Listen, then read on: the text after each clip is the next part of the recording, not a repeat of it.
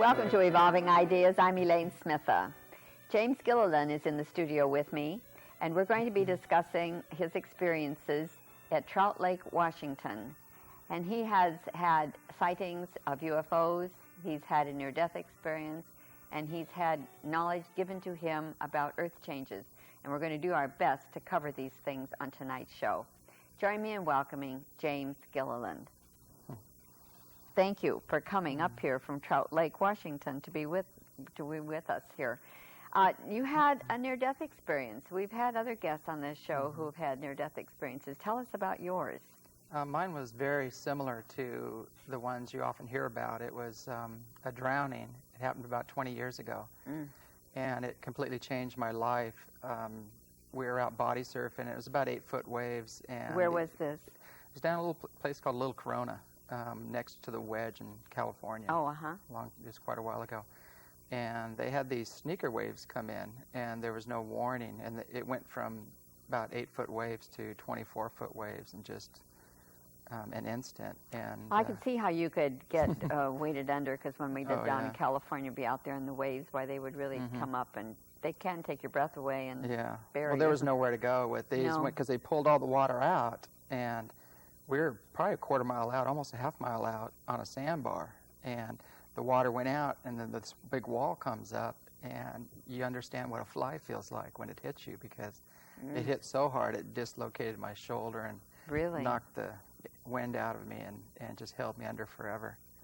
And then after about the third wave that hit me and held me, the second wave I came up, and I still couldn't breathe because my diaphragm was collapsed. And then after the third wave, you just gave up. You have to breathe, even if you're underwater. And then I went through the tunnel that everybody talks about. In my case, it was a little different. I saw levels as I went through them. I didn't stop and talk. A lot of people stop, and they'll talk, and they'll see relatives and things. I went straight through these levels real fast and ended up in what I can only call a golden white light of just pure bliss. It wasn't a physical level. It was a level where you were really a light principle and not physical anymore. But and so how long were you out? I don't know about that part. How did you get retrieved? I mean, what happened? They wash you up on the beach? Yeah, or actually, that's what happened. Even the lifeguards weren't coming in and getting people. And the friend I was out with, he actually got thrown over the jetty and got hurt really bad on the rocks and everything. Gosh. And I don't know what happened between that third wave, where I was pretty far out in the ocean, to the time I was on the beach. It was just after the experiencing the light. The next thing, I had a nice conversation with what I call the source, or whatever you want to call it. And true as any. Yeah, and I had to undo all my previous training about the nature of God or source because of that experience. And after the conversation, the last words I heard was I wanted to come back and talk to people about the true nature of source, what it is. Oh, I think that seems to be a natural inclination, that when you've had an experience of what we might call enlightenment, that it's so exhilarating and so blissful that you do want to share with others, because you like for others to be able to have that experience without maybe having to go through a drowning or, so I'm sure that you felt that impetus to do that. At first I didn't want to come back. I wanted to stay. That's why I hear this a lot. That was the first question I asked, was how can I stay? And I got an answer. It said I never told one of my children when to come or go. That's free will. And so I floated in this light for a while. And the second question I asked was, how do I earn the right to stay here because of my upbringing? And I was raised in a small desert town and went to a Catholic church. It was the only church school there. A little town called Apple Valley in the high desert. In California. Yes. In Southern California. And so the next question I asked was, how can I earn the right to stay? And so why did you think you had to have a right? Well, because of my upbringing. That's what's different about your upbringing? Well, it's Catholic, Well, what's that got to do with anything? You have to earn the love of God, or earn, golly. all so you that brought the dogma to this. Exactly, yeah. You still have your own consciousness, even though you're in this total blissful light. There's still you have an awareness. An awareness of self that has to kind of be still reprogrammed a little bit. So a lot of guilt. Exactly, yeah. Like. And the voice came back, and it just said, you can't earn what is given freely and unconditionally. And so the third question I asked was, well, how can I serve? Because you just want to give something back when you experience this bliss. Well, that's a Catholic dogma too, you know. Yeah. You have to. Well, not just that. It's with any enlightenment process. I see that once you make that connection, all you want to do is give. Mm-hmm. You shift from service into service mode. Well, I can see that you could come to that on reflection. I'm not sure that in a moment of drowning that you would have that kind of awareness that, suddenly you have this need to serve. It sounds like maybe you've reflected on You're not this. even in the body at this time. No, but I mean, it sounds like this is a reflection that occurred after the event, and perhaps... No, it was during the event. No, but I mean the depth of what you're feeling about. Oh, yeah. Feeling like you have to serve. Oh, you know? yeah. How can you share what you've known or had this experience? I could see where this would be valid in that moment. Well, the last question, there was no answer to that when I said, how can I serve? I just stayed there floating in this blissful light for quite a while. And they call it being cradled in the arms of God or Source when this happens to you. And when you come back from that experience, it didn't... Really, that's what you want to do. You just want to share what the true nature is and kind of dispel the old images of what God is. I can see that. So, did they have to resuscitate you and pump the water out of your lungs and all that kind of thing? What happened was, the last thing I said was, how can I serve? And the voice just came back and said, what brings you joy?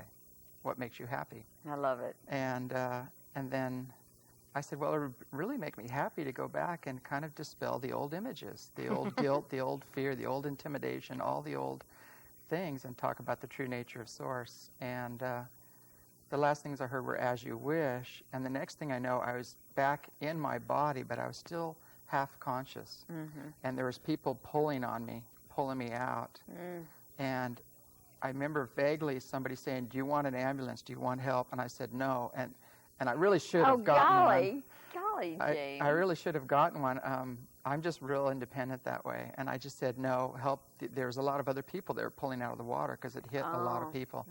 And I said no. And I remember getting up on the sand and just collapsing, passing out, and waking up, just water everywhere. There's water coming out of my lungs and everywhere. And when I woke up, they were calling my name. The lifeguards were looking for me.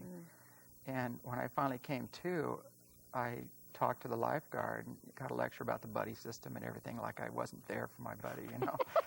And your buddy wasn't there for you. Yeah, or whatever. And I had to go to the hospital and talk to him and keep him from going into shock because he was torn up really bad. Yeah, because he'd gone onto the jetty. Yeah.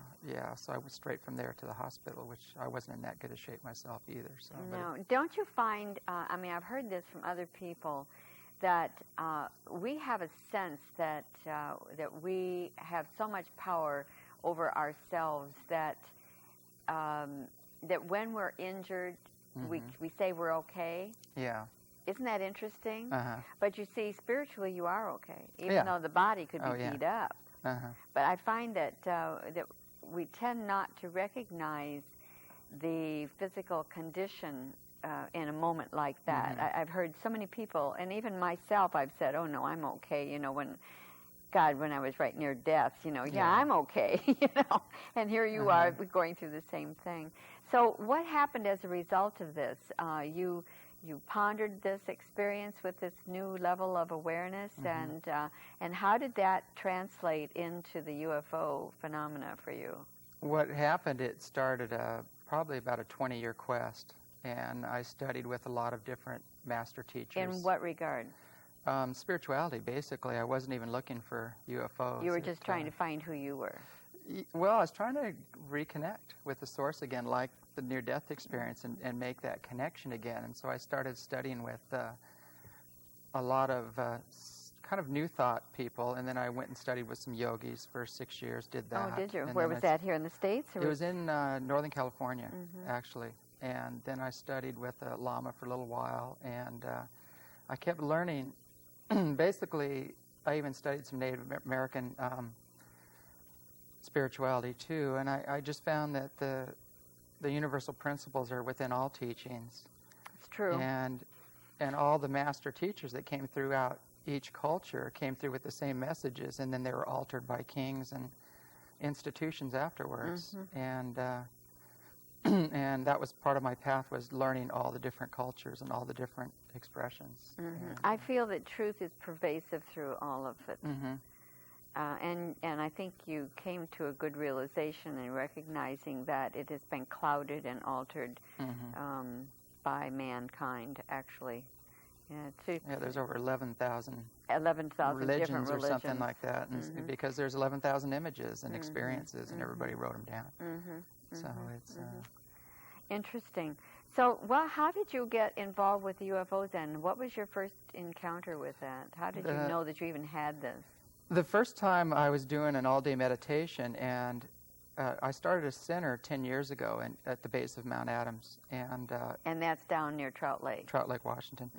And I had a lot of alone time there building the center. The journey itself was just incredible, building it. It was, whether it takes off or whatever isn't important. It was the journey that was the best. But that's true of all of life. Yeah, but I took a day off, and I did an all-day meditation, and I felt this energy come into me, and it was speaking to me, and it felt just like one of the masters that were appearing to me on the inner levels, because even though I was being taught on the outer levels by master teachers, the inner levels I was being taught as well. The first one that appeared to me was Jesus, actually, because all the rest were spooks to me. I don't want to.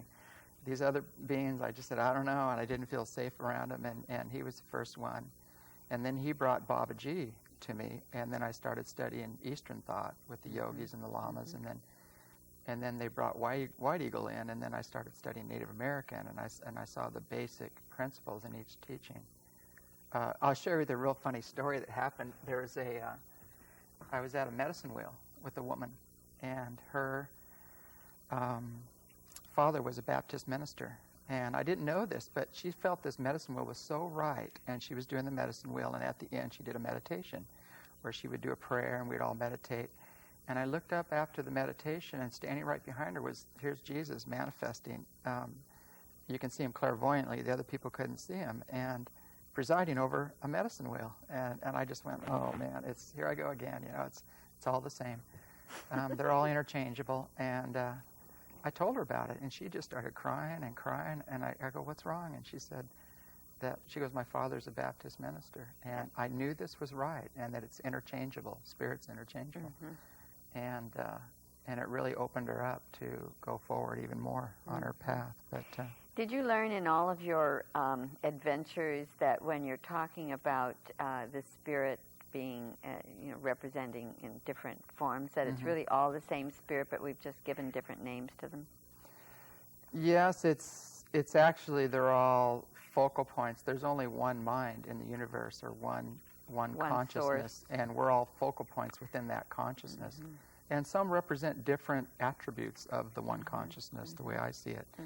And rather than worship a master or an image or a saint or whatever, it's better to become one. Look at the ideal that they represented and find that ideal within self. And that's what I think that is the learning, to apply it to your life, and to recognize that you have the potential. I think every single one of us has that potential. Exactly. The way the UFOs came into it was, I was on a spiritual quest, basically, and it was a meditation, and they came in and they sounded just like a master. And the information they were giving me was about the earth, things we need to do to change. They told me a lot about changes in the consciousness of man that need to occur, economic changes and earth changes that would be coming up. Yeah, we're going to talk about that a little bit later. But I'm also interested in your visitations. You've had visits from UFOs. Yeah, that comes...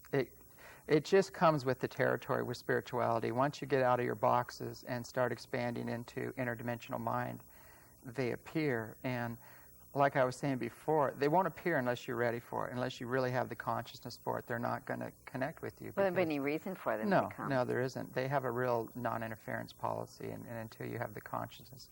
They must be making lots of visits, because the consciousness is raising all over. Oh, they're popping in everywhere. There's so many people. There must be a lot of them here. The problem is that the clarity of the contactee. the contactee will always flavor their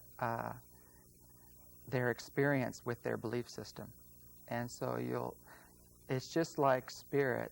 Babaji has a wonderful message. He always says that, man always adds fear to God's message, or man adds his belief system to God's message. And it's the same thing with contactees. There are people that have a victim consciousness, and they'll have a victim experience, and that's the way they see things. So the ones who have these mentally debilitating experiences are because you say they have a victim consciousness? Well, there are beings out there that on the lower echelons, you might say, of the ET connection, that I don't want to spend a lot of time with this, but what happened is their whole race is dying. They went totally into mental, and they blocked out the emotional energies, and that caused their body to atrophy because they cut themselves off from the life force. And what they did, and they're basically cloned, and they're trying to genetically upgrade their race and breed emotions back into their civilization. I've heard this before. Would these be the Greys? Yes. And so what they did is they grabbed a few humans. It's been going on for a long time, and they got their seed, and they've been creating half and halves. And in the long run, it's going to turn out really good because they're half human, and they will actually be intervening and helping through some of the earth changes, because this has been going on for hundreds of years, so it hasn't. It's not an anything old brand thing. new. Yeah. So there's some very, very old wise beings out there that know they're half human, and they also have the consciousness to set novas into motion and things like that. Gosh, interesting. So they'll be helping out. But when they did grab people, they didn't understand emotions because they didn't have any. They had no reference points, so they didn't understand all the trauma they were creating, for one thing, and they're just down to business. They're like scientists, and they got what they needed and left. But that area is such a small part of the puzzle. The really big area that's going on right now, there's 3 other groups that are really involved here that have been coming to us. And like I said before, they feel just like a Christed master when you connect with them. Well, who are they? Do they have names? One is the Pleiadians, or Plejarians. It's that group. And actually, the Pleiades isn't really where they live. They do a jump there. That's a dimensional jump, and they go into a whole different universe. But that's the only reference point they can give us that we would understand. There's another group from Orion, from that system, that comes in. And these 2 groups are just like us. They're most of all, they're kind of Nordic looking. They've also assimilated other races into their culture, so they're kind of a mix. I've heard that the Orions seem to have more of a negative aspect to them. Is that bad rap for them? That is a bad rap. It's people are looking at ancient records or ancient history. I mean, even the Pleiadians had a bad experience. I mean, and if you look back, they had their wars, they had devastation. The Atlantis and Lemuria, or Mu, that was a war between the 2 factions from the Pleiades, the 2 colonies. So, I mean, that pretty much almost ended life. Everybody had to start over as primitives on the planet.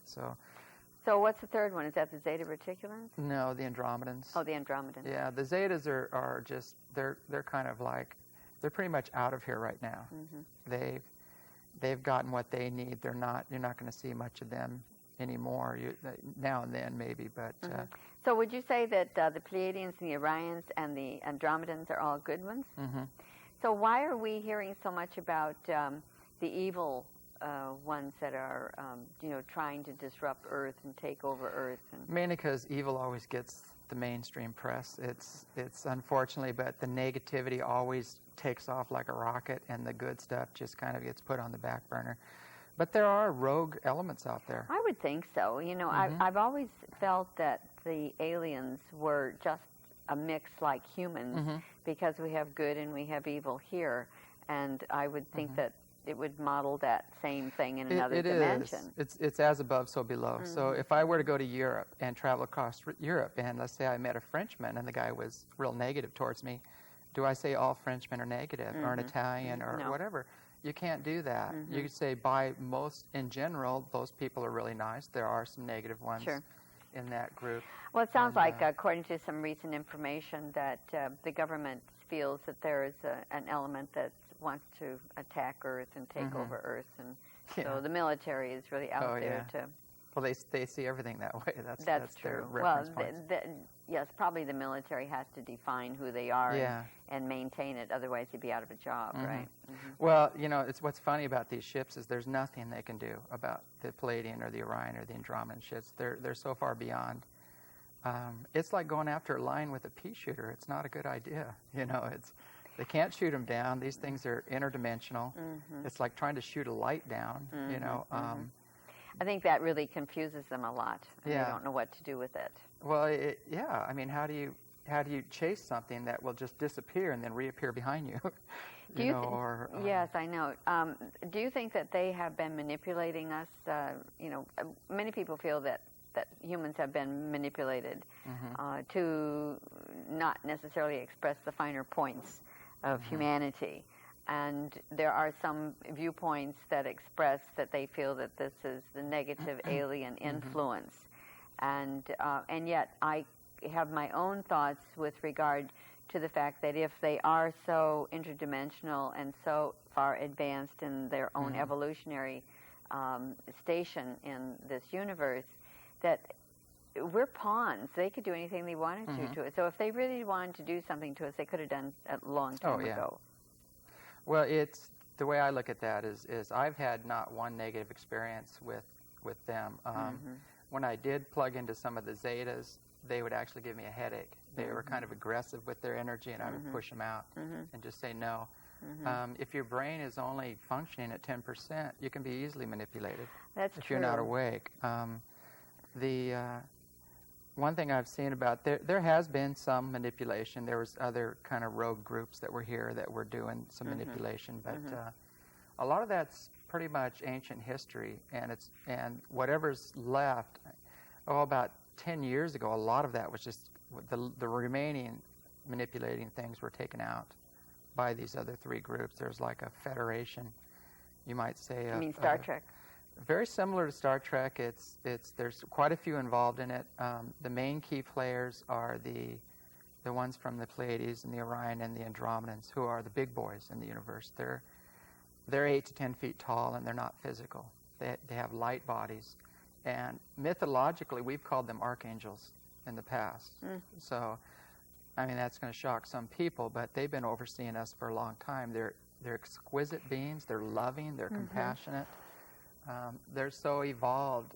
All they care about is that we evolve, and that they want us to keep evolving and become and create our own God connection, basically, and start being kind to each other on the planet. That's their whole message. It's not real complicated. Do you adhere to the tenet that we were created by them?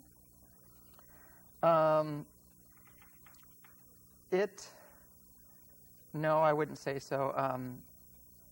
It's so big. It's not just one thing. I'll tell you what happened. A long time ago, there was an ape man on this planet that was evolving naturally. Each planet has its form of humanity, you might say, and the body is just a physical adaptation to the environment. So there was an ape man here when the first star nations came, you might say. And yes, they added their seed to this ape man and jumped him up, biologically jumped him up. That's why there's no missing link. Yes, but why do we only have 10% available in our brain when we have the capacity for much more?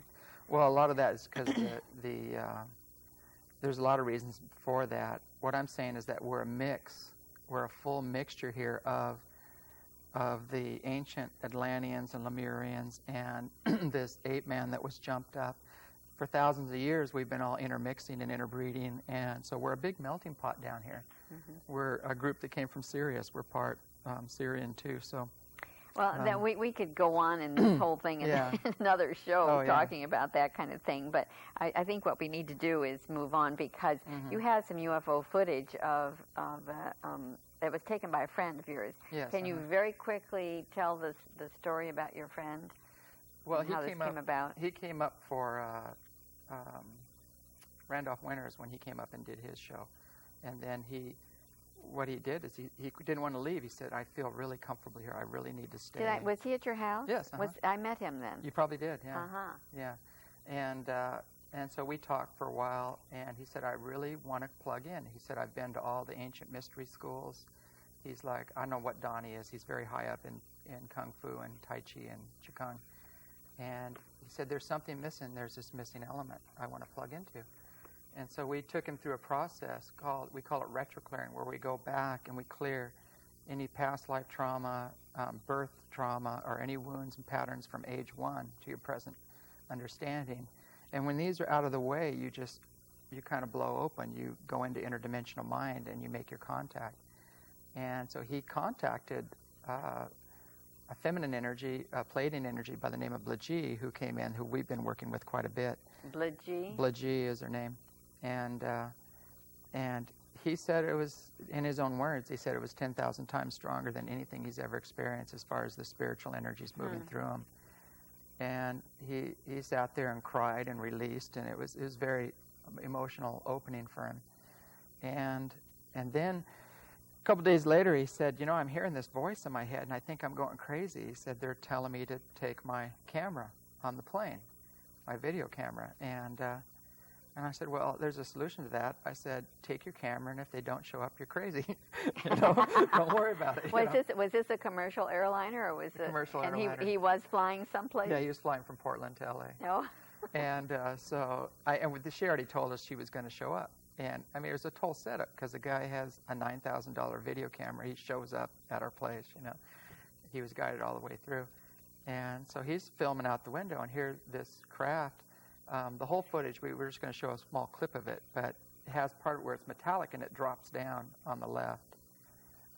And then it goes and moves over to the right and then reappears as a light ship. It actually shifts frequencies and goes into a light ship. Okay. So. Well, maybe we have that clip ready to go in the studio that we can, or in the control room now, that we can put that on so we can show our viewers that footage. So I'm hoping that it'll come up here right away. There we go. So. And this is just a still frame by frame of it, and what it does, this is after it's already dropped down and it's reappeared as a light vehicle. It's just pure light now. And there's an orange light that comes off. If you have a real good high-resolution TV, you can see this much better.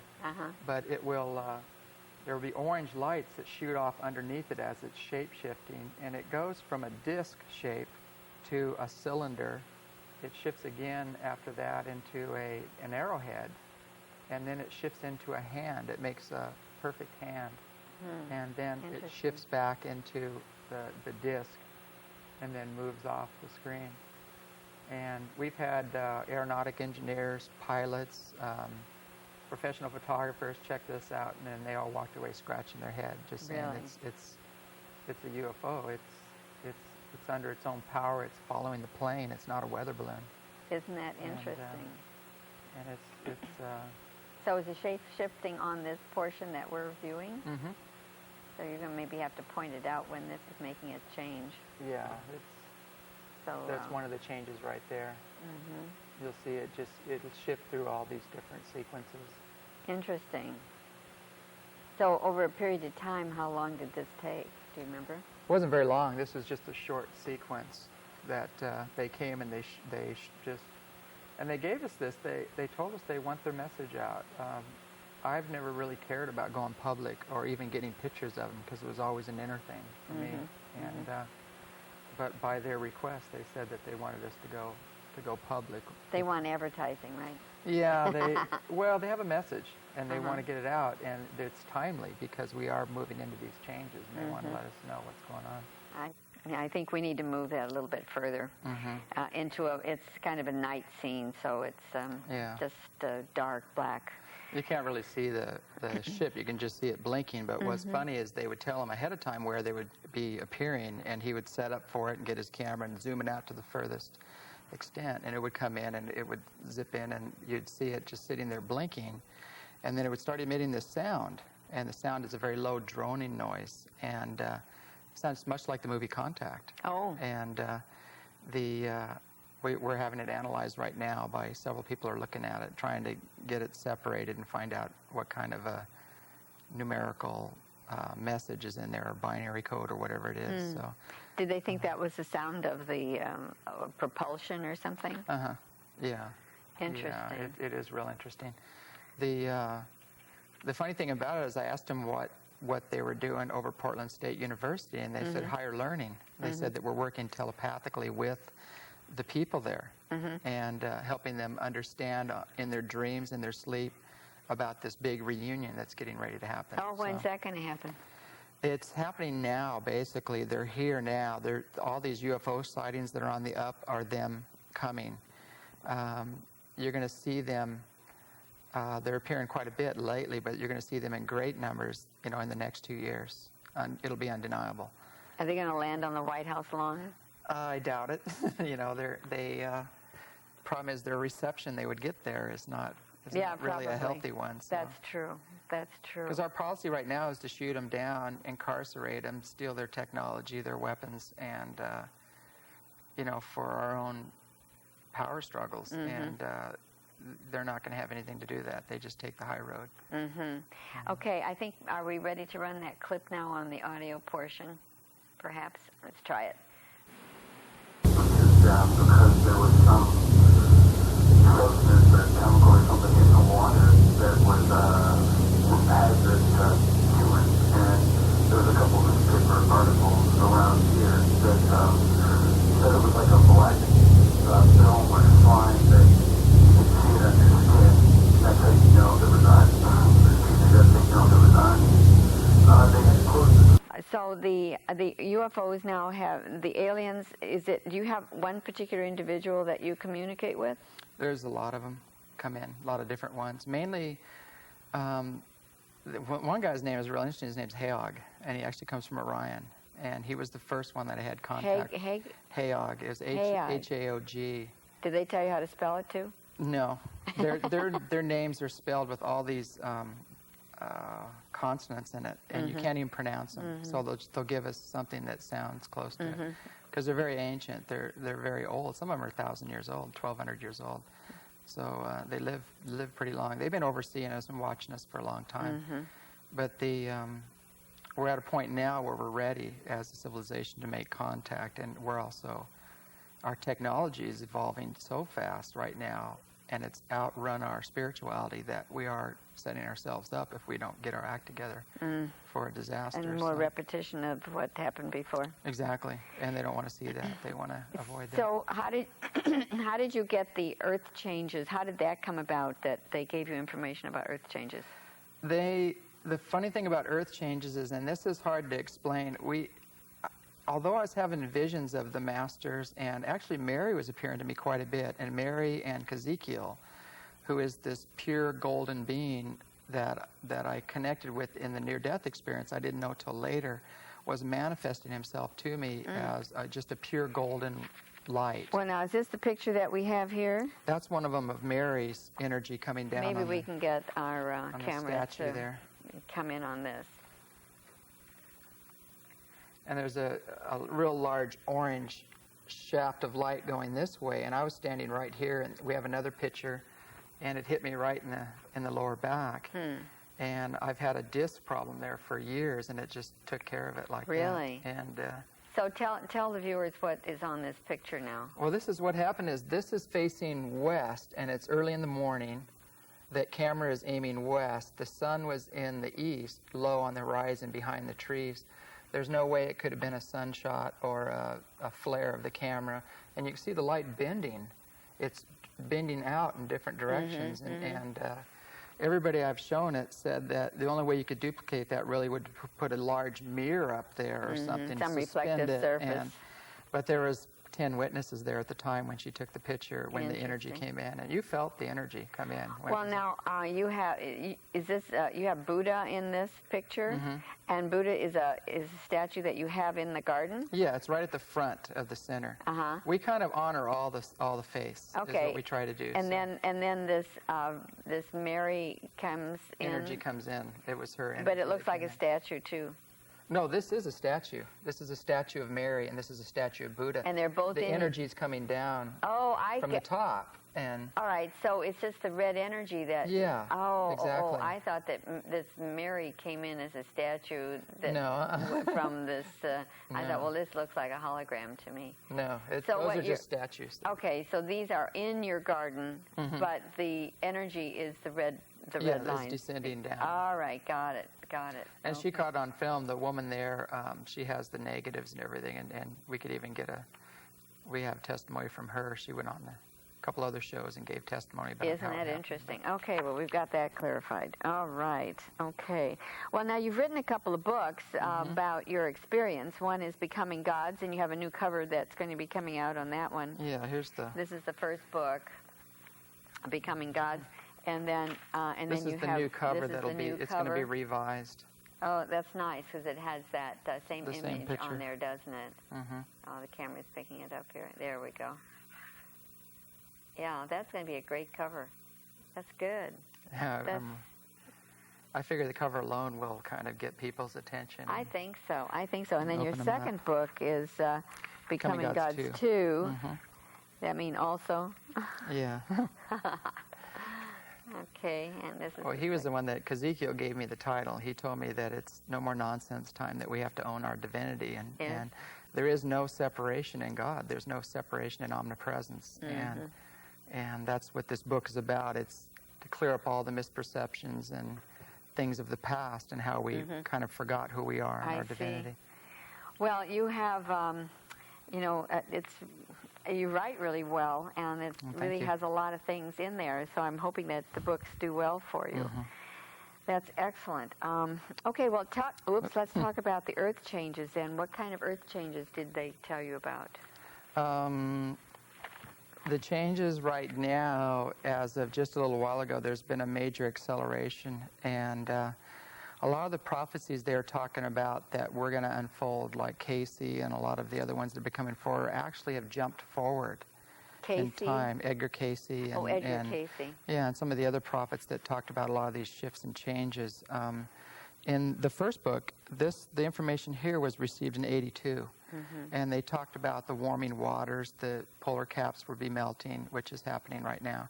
They talked about the erratic weather, the storms, the flooding, all these things that were coming up, and an escalation in the earthquakes and volcanic activity, and shifts in consciousness as well. And they've hit them right on the button. The San Francisco earthquake, they gave me the exact time and date and magnitude of it. And I shared it with a lot of friends there and the church I was involved in there, and I got kicked out. You did? Yeah, they got real upset about that. Blasphemy. Blasphemy. Down boy. Yeah, and I said, look, you have kind of a responsibility to the people here to let them know. And the minister there, and she said, I would be thrown right out of here. She said, I can't, that I would be teaching somewhere else real quick, so. But it's funny, they got so upset when I told them these things were going to happen.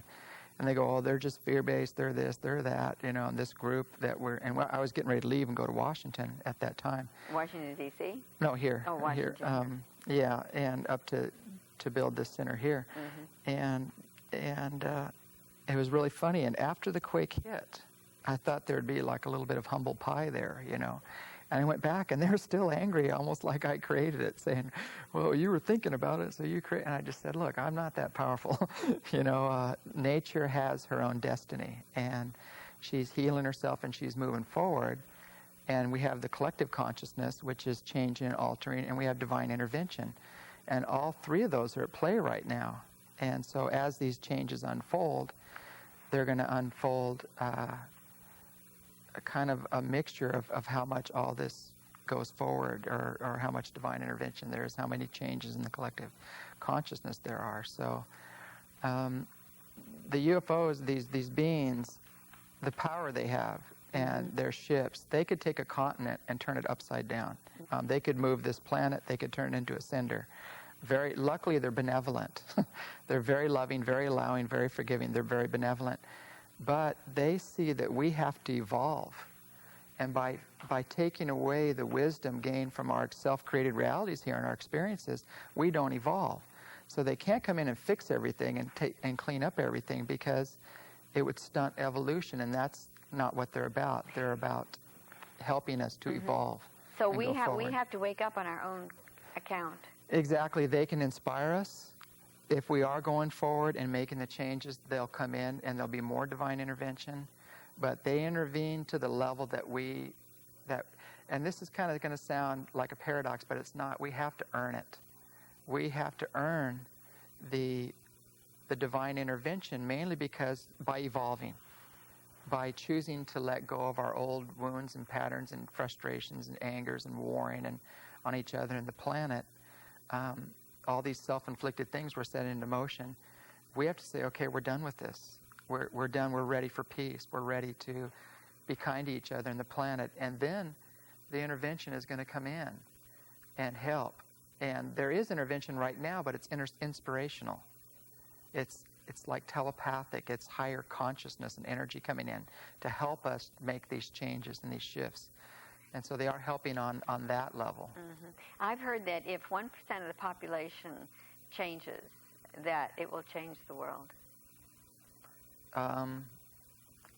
Even less than that, if they hit super consciousness, basically, if 4 or 5 individuals hit Christ consciousness, you might say, or their vibration alone will affect the entire planet. Well, I think that you do have leaders, so to speak, who would act as triggers. Exactly. But I think to have a mass population emerge into a new awareness would be impactful. Even better. Yeah, exactly. It would really be.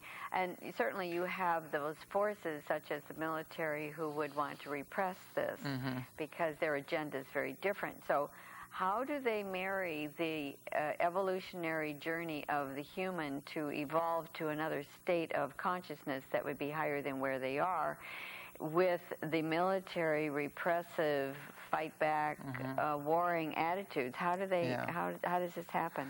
Well, basically, when you add higher consciousness and energy to the pot, which they're bringing here, it creates an acceleration or a quickening. And that quickening will accelerate the action-reaction principle, or their karma, whatever you want to call it. It's going to accelerate that. It's also going to bring truth up. Truth, which has been pressurized and pushed down, is going to explode. The more they push it down, the bigger it's going to explode. That's happening right now. So really, it's like the old saying when they said, shall be no rock left unturned. What they're saying is that all of your iniquities will be shouted from the rooftops. They're saying that all of our deeds and all the things we're trying to hide about ourselves and our actions are all going to be surfacing here real soon. And you can see that happening now. It's almost like instant karma time that we're going into. The reaction is almost moving instantaneous.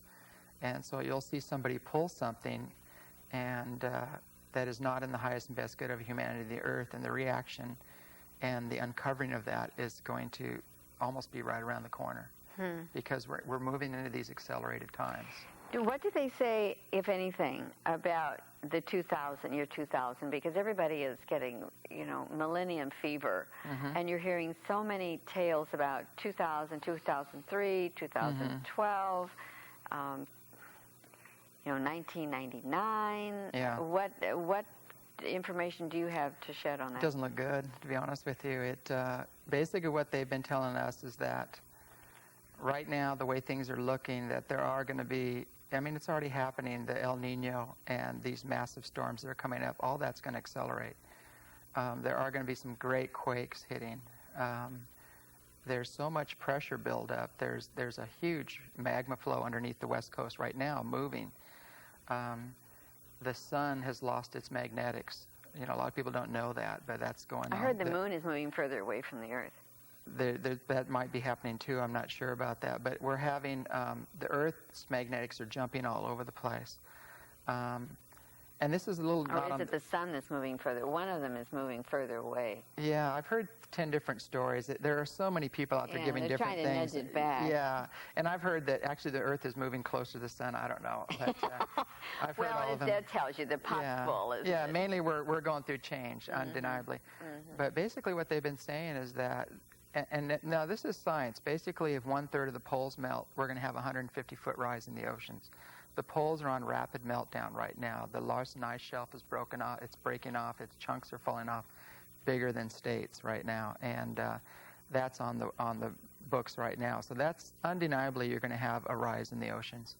The rise in the oceans is going to create more pressure on the plates, and which will create more earthquake and volcanic activity.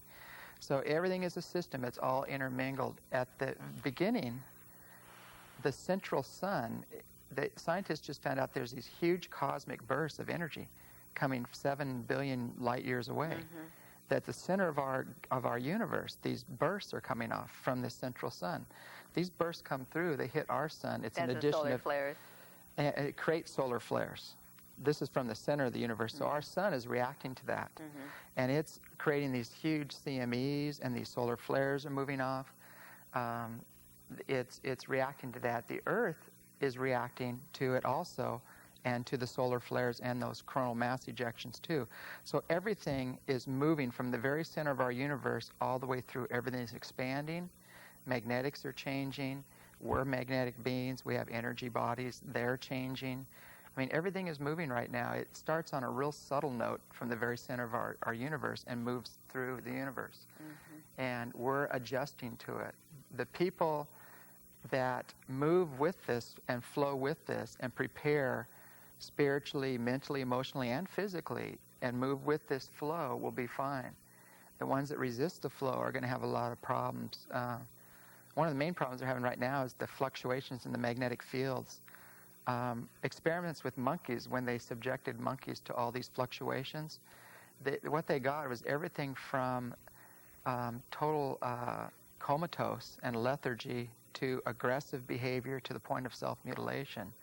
Now, this is an extreme. I don't think it's going to be that extreme. But we have to admit that these fluctuations and the fields of the Earth, which are fluctuating right now, are all having their impact. And you can see it in social consciousness or the cities, or you can see these. If we think we're a personality and a body and just an intellect, those are the areas that are just getting shaken right now. But if we know that we're really a soul, that we're an eternal being, and that's where we're drawing our consciousness from, we're going to maintain our consciousness through all these shifts. We are just one, aren't we? We're all one. Exactly. The Earth, the human body, the planetary bodies, the whole universe really is one. They sum it up so simply that they said that all of our ills would be solved with humanity. They said there's just 3 simple rules to live our lives by.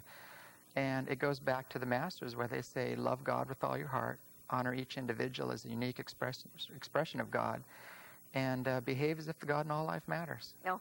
It's that simple. I mean, it's not that complicated. You know, it doesn't take a rocket scientist or a brain surgeon to figure this out. Very simple truth. Exactly. And we've fallen so far from that intellectually, and what we're doing to each other, and it's just crazy in our economy, you know, all this legalized extortion going on, and it's just crazy on every level. The way we're treating each other right now on the planet is really crazy when you look at it from a higher level. And that craziness is going to get amplified, and it's going to come forward, and everybody's going to see it for what it is. Compassion really needs to be there, doesn't it? Exactly. That is the key. I think that is the key to heaven, love and compassion, and to get through these changes. And Mary was appearing to me quite a bit. In her message was, she said that basically that we have to establish our own God connection, each individual, and act upon that inner guidance without attachment or denial, and you'll get through all of this. The problem is the attachment and the denial, you know, and taking the time to make that connection. Well, do you think these diseases that are becoming rampant on the Earth are part of the shifting of things, the energies that are shifting that are causing these new diseases? Everything is mutating right now. Even all the lower forms are mutating. The frogs are mutating, the algae, the fish, things that breed in shallow water. The sun is putting out 2 new bands of energy right now on the ultraviolet. Ultraviolet, and that's causing a lot of problems.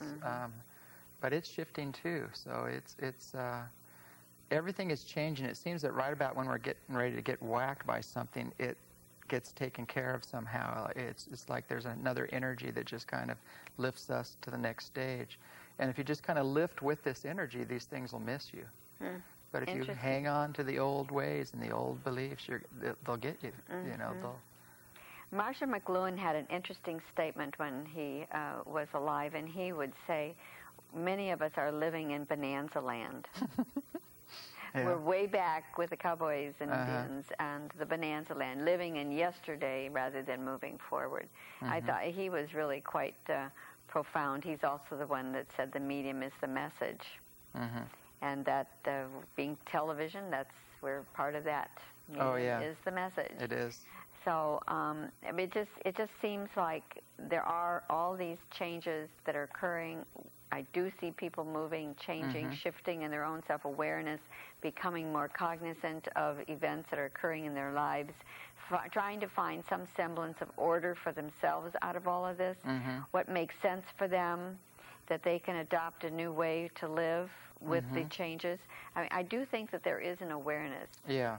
In many areas, and I'm not saying this is totally across the planet, but there are pockets of people, and they must be the catalyst for all of this. Would you say this? Oh, yeah. I think that's happening everywhere. There's a lot of... it's nice because right now we're linking up with all these major centers of light, and right now with other light centers and other institutes. So we're all linking up right now and just maintaining the basics. And what about alien bases around the world? There's some places around the world that have, I've heard, the Antarctic and Brazil and Paraguay, and even in outside of Tibet and the mountains in the Himalayas. Most of those bases are all benevolent. There's a couple problem areas that have been cleaned up. Basically, that they're having some groups that were here that weren't really positive. But so they're doing their own cleanup of their own. Non-entities. So exactly. They're almost enforcing, it sounds like a paradox again, they're almost enforcing a non-interference policy. With the people that are interfering, they're saying enough. I mean, even the astral levels, the lower levels where you would go, like where malevolent spirits are, confused spirits, those are being cleaned up too. So all levels, you can't get away from the higher consciousness and energy and this shift that we're going through right now. You can't fly off to another planet and dig in, it's a universal thing. So interesting. So we just need to stay tuned, don't we? Exactly. Stay tuned and without attachment and denial, make the changes. Have no attachment to the outcome. That's a really good thing. Yeah. If you get a message that says go, go. There you go. Pack up, go. There you go. If that's what you need to do. Safe places to live. Is this a good place? Well, I don't know what your sea level is here. You're pretty low. Yeah, so you might want to go up. Might go up. Go up for the high ground. Great. James, thank you very much for joining me on Evolving Ideas and sharing your knowledge and experience. It was wonderful having you here. Thank you. Thank you for inviting me. To my viewers, thanks for tuning in. And join me next time when we explore another avenue of our universe and our relationship to it. I'm Elaine Smitha.